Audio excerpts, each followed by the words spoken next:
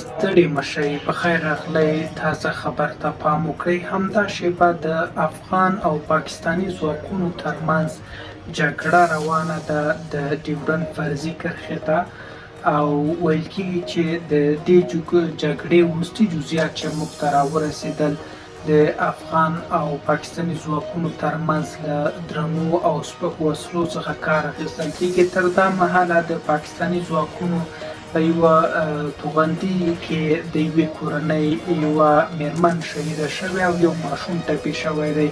بل لوري ته افغان دفاع وزارت ویلي چې دوی هم مقابل کې دفاعي ډزې پیل کړي دي او د پاکستان 2 پوستې په نښه کړي دي او په بشپړ ډول یې له منځه وړي دي.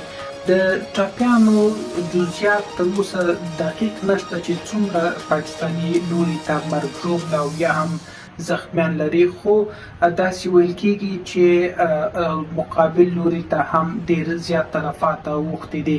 د تازه جزئیاتو لپاره زموږ همکاران په سیمه کې شته دی او هغوی به موږ ته جزئیات راکړي. تر څو شېبو وروسته بیا له تاسو سره وصل کېږو او بشپړ جزئیات به درکړو.